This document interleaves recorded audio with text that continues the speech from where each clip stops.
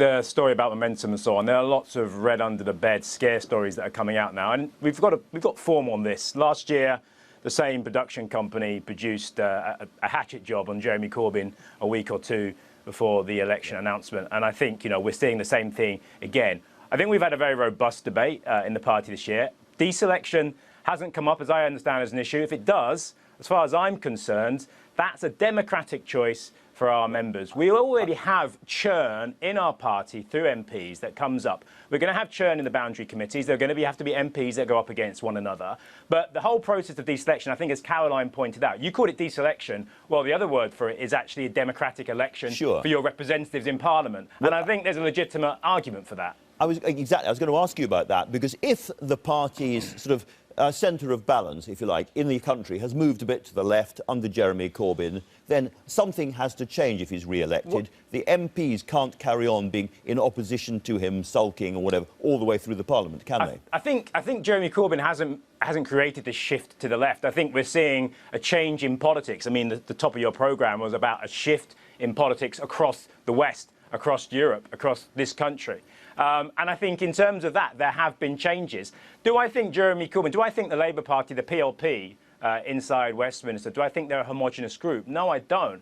I know that there are people now. A new Tribune group has just been set up. I think that's fantastic news that the Tribune group is back. Because if you think where politics were in our party in just last year, it was a small, technocratic, managerialist kind of approach to politics, which people, quite frankly, were tired of. We now have Open Labour. We now have Progress, Momentum, the Tribune group. Okay. I actually think it's really healthy that we have these groups who are debating, coming out with ideas. So, I don't think it's about... The PLP isn't homogenous. There are people in the PLP who will support Jeremy Corbyn, who will come back and work with him, and there will be a small group, I'm sure, who will refuse to do that. Do you think that non-homogenous group of parliamentarians should elect the shadow cabinet? I think what's come out so far is that we want to see a complete reform and democratisation of our party, and I think there's a role for the PLP to play in that. I'm part of the PLP and I'd like to be a part of that. And I think the idea that's come out that the PLP potentially could elect a certain percentage of the shadow cabinet, the leader another percentage, and the membership another percentage is a genuine idea and something that should be discussed and reviewed. And I think it'll be coming up at the NEC next week. Tom Watson himself has said it's an idea that he's open to and he'll think about and look at carefully. So I think it's about the ideas that are coming out, about democratising our party, about allowing members, allowing people to have a real say in how their representatives represent them and the policies that we have as a party. And I think that's good. Good for democracy, good for our party. What about the idea advertised in the front of the Observer that as the party changes direction a bit, so ordinary party members should have a more direct say on policy than they do at the moment?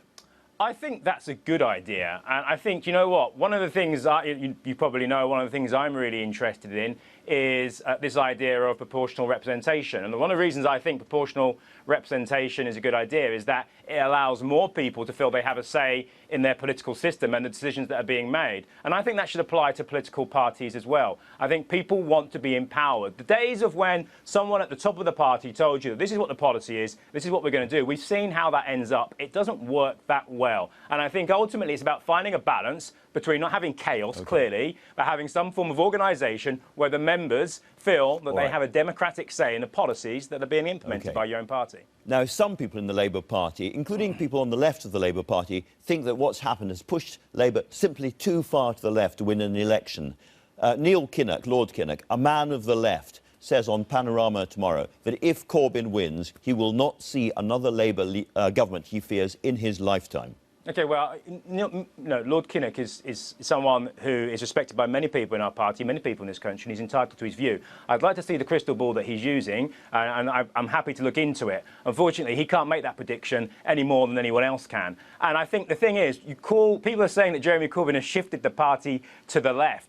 Actually, I don't think his policies would be a surprise to Edward Heath or Wilson. I mean, look what he's talking about. He's talking about a public NHS. He's talking about having non-selection in our schools, not having grammar schools, a national education service. He's talking about democratising the internet. This isn't a shift to the left. These are good politics, good policies. And I don't see that as a shift to the left. I see that as reacting and responding to a changing world where people, too many people in this country, feel they've been left behind. And that's about tackling that and challenging that. All right. Clive Lewis, thank you very much indeed for speaking to us this morning.